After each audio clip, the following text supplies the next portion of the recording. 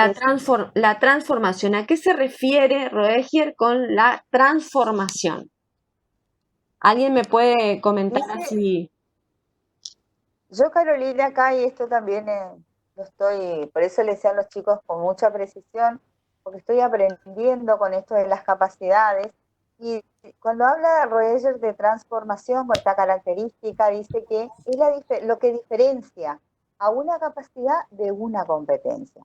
La capacidad tiene que ver con esto que decíamos que, por ejemplo, interactuar y que se combinan entre ellas las capacidades a lo largo de la vida con esta característica de la evolutividad que estabas explicando.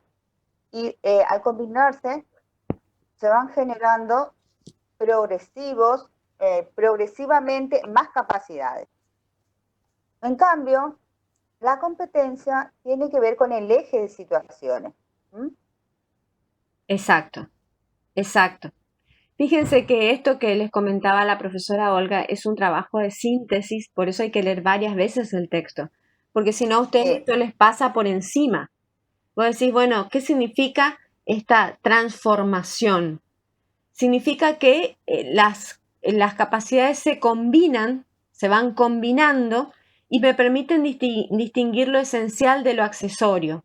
Me de lo permiten accesorio. ir trabajando combinadamente con todas estas capacidades, llegando a capacidades complejas que surgen de la combinación de las otras.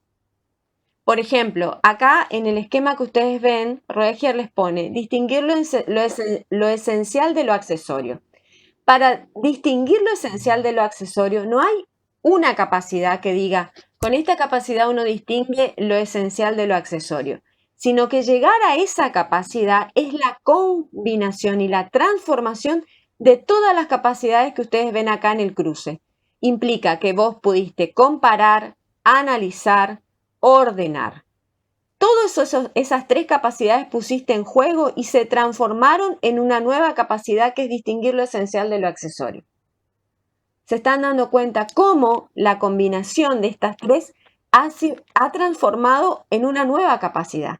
Y aunque ustedes no lo crean, distinguir lo esencial de lo accesorio, realmente después, con el tiempo, se convierte en una capacidad profesional. A mí, y esto yo la voy a elogiar en público porque corresponde, la profesora Olga tiene esta capacidad desarrollada en grado sumo.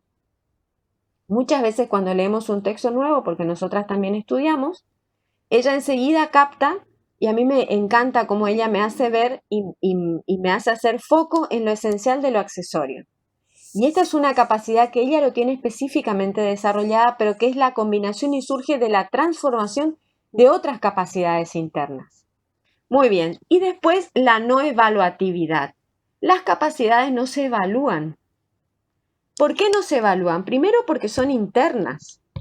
La capacidad es una potencialidad. Yo no puedo evaluar la potencialidad de alguien.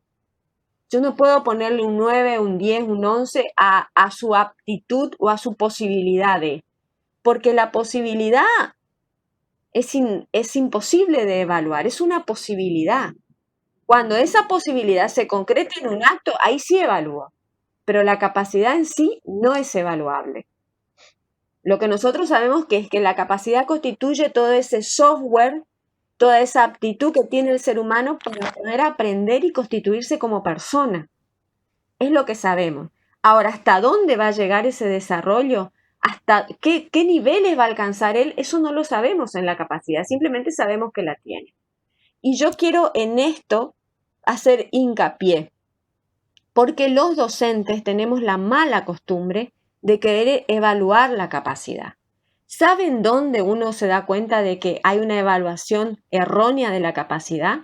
Cuando un docente frente a un alumno que tiene dificultades de aprendizaje dicen, a ese chico no le da la cabeza. Bien, bueno, eso es evaluar una capacidad. ¿Qué sé yo qué hay en la cabeza del otro? ¿O hasta dónde le da su cabeza? Están diciendo, vos sos incapaz, vos no vas a poder lograr esto. No lo sabemos, nadie lo sabe. Y eso es algo que tenemos que tener muy claro, porque a veces cuando tenemos un estudiante que sentimos que va a otro ritmo, ¿qué tendemos a hacer? A evaluar su capacidad y estamos cometiendo un grave error. Es un error inclusive teórico, conceptual, procedimental, ético.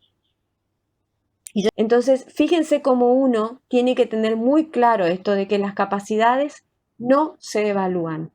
Porque lo que a mí en un principio de un estudiante me puede parecer que está con complicaciones, que está con dificultades, yo no puedo medir todo el proceso que puede ocurrir alrededor de esa capacidad para que alcance altos niveles de desarrollo.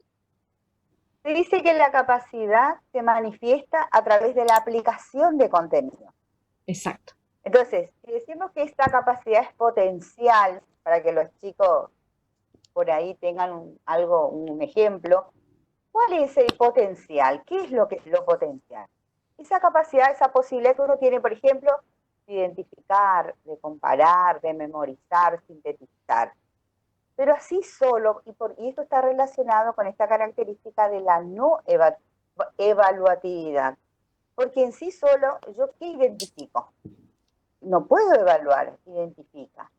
Y ahí es donde tengo que relacionar con el contenido.